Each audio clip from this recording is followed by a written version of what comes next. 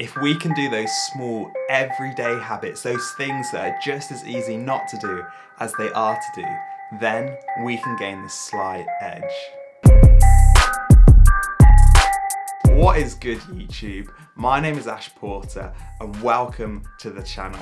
And today we are jumping into this thing, The Slight Edge by Jeff Olson. Now this book was lent to me and recommended to me by Steph's boss, Gareth. So big up Gareth, big up Isla Grace Mortgages, and let's jump into the book. In the back of this book, Jeff Olson is described as a man who has built several multi-million-dollar sales and marketing organizations, hosted seminars in every major city in the United States, and produced more than 900 television programs centered on personal development.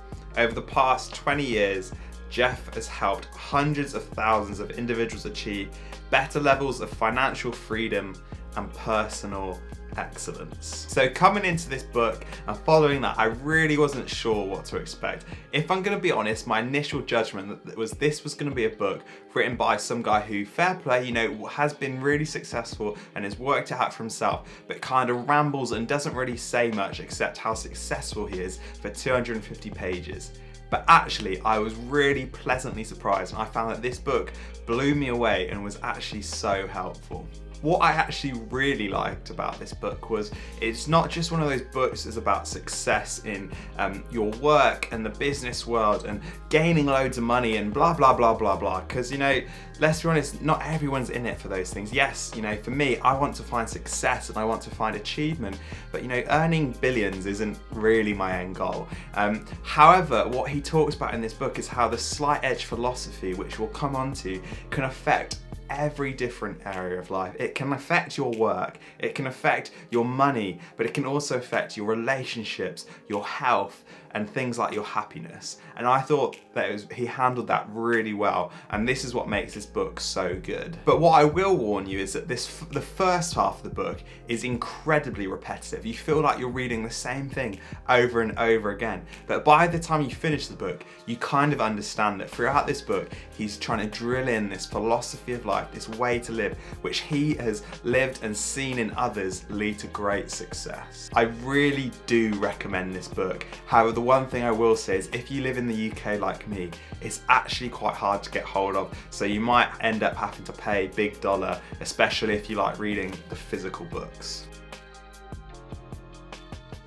To just kick this part off, I want to read you my 3-sentence summary I wrote for this book. So I wrote, "Success is a long game driven by simple daily habits that you turn up for day in, day out, giving you the slight edge. These are things just as easy to do as not to do. The choice is to keep doing them over and over.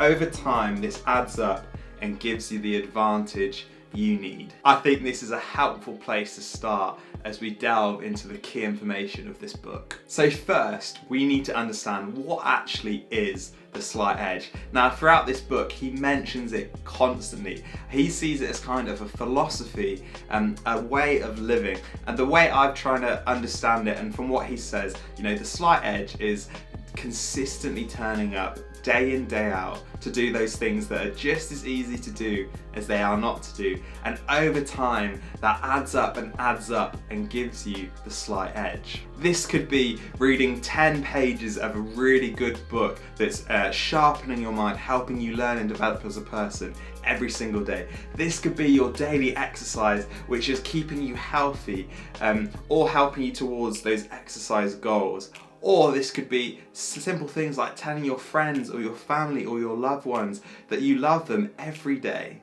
And Olson would argue that over time this adds up and adds up and adds up and builds up those different areas of life to be more and more successful.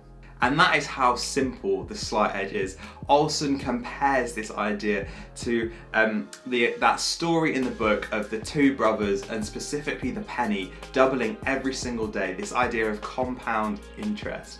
And he talks about how, that if you choose that one penny and you cultivate it and harvest it and have patience, that's going to build up over time into a sustainable fortune and an unstoppable force.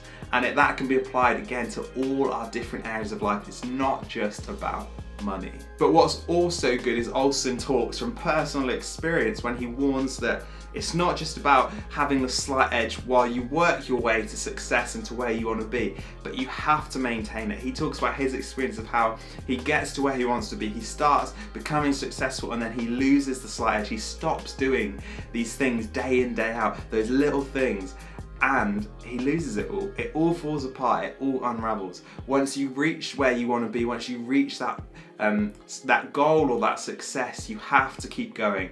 The slight edge isn't just a path to success, it's a life philosophy.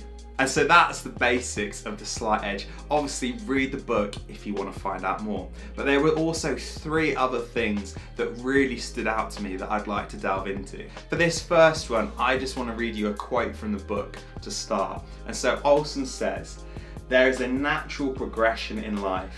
You plant, then you cultivate, and finally you harvest. In the days when we were an agrarian society, everyone knew this. It wasn't something anyone had to think about. It was self-evident, just the way things were. Plant, cultivate, harvest. But that's changed. Today, we have to learn it." So this culture of cultivation just blew my mind a little bit. I've heard of stuff like this before. You know, we all get told patience is a virtue, patience is key.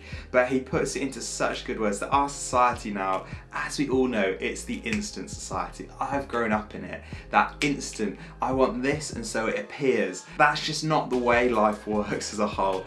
That so often we view time as our enemy. However, from what Olson's saying here, I think we should be viewing time as our partner helping us, that helps us grow and helps us develop and helps lead to success, you know. Like crops, like plants, things you have to plant them, you have to nurture them, look after them, cultivate them, and then eventually the harvest comes some way off in the future and you can reap the rewards from it. However, there is hard work, there is a process that takes time, and we need to learn to start accepting that. I know I'm so guilty of wanting things to happen right now, but I want to learn to have patience and to harvest and cultivate. So what does this look like then practically? Well, I think it's having this slight edge philosophy. It's what the whole book's about. It's about in our organizations or as individuals constantly investing in ourselves, helping ourselves develop, helping ourselves stay healthy and growing and constantly moving, whether or even in our relationships, investing in those things and then over time seeing them flourish and grow. The second bit of key information that stood out to me was about this idea that he talks about very briefly, but he says, you know, all successful people, they fail their way to the top. Now, again, this is something just like patience and cultivating that I've heard about before, but actually it was so refreshing to hear him say and him talk about his personal experiences of this, that, you know, most successful people, most people who have made it, it's because they have tried and they have tried and they have tried again. And along with trying and attempting things comes a lot of failure. Failure you have to learn from. Failure where you can grow. Failure when you can say, maybe, you know what, this isn't for me, let's try a different direction. And it's a challenge because if you're anything like me, I hate failing. I hate the feeling of not being good at something or not being able to do something or ultimately failing. I hate it, but we have to overcome that fear with the chance of succeeding instead.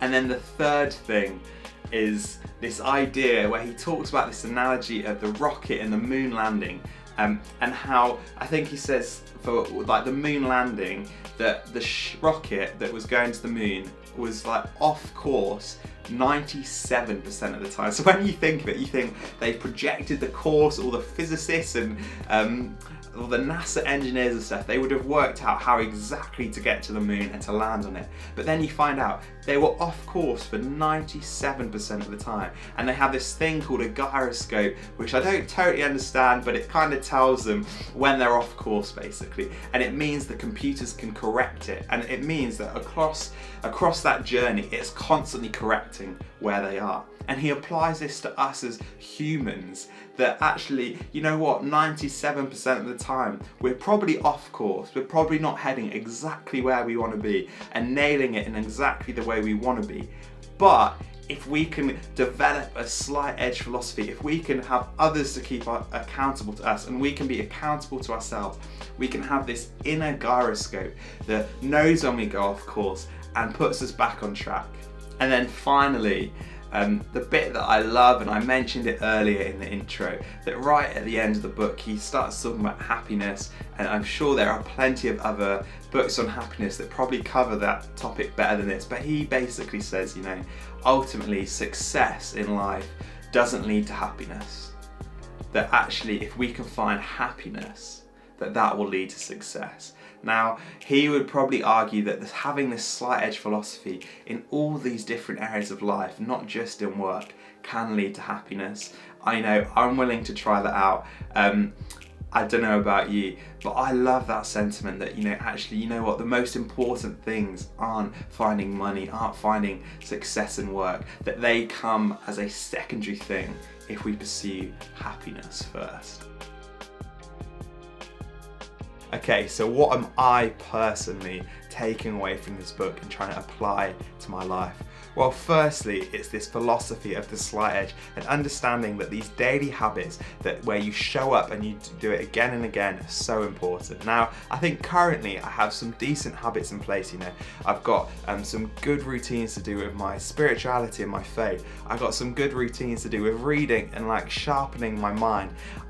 Exercise has always been one of those things that kind of fluctuates. Right now, I'd say I'm in quite a good space, but it's trying to cement that and make it become a daily thing, no matter what, no matter the circumstances. But then another area as well that I know I really need to focus on for my longer term goals and who I want to become is writing.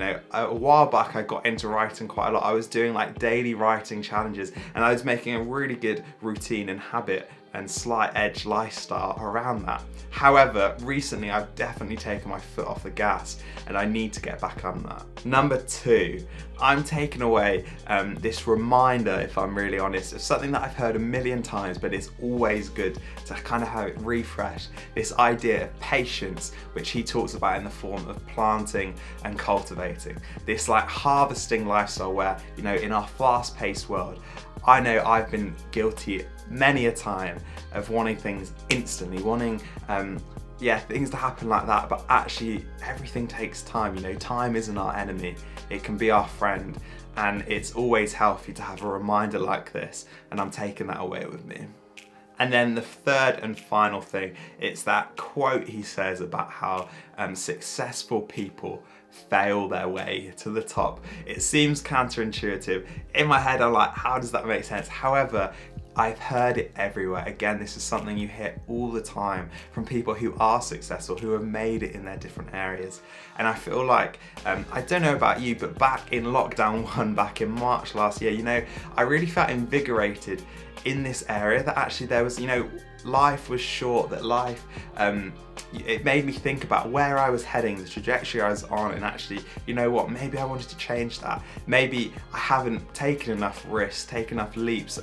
Maybe I haven't failed enough because I haven't tried enough different things. And so since then, I've really been trying to make this a culture of mine, to learn to fail because I'm taking risks, because I'm trying things.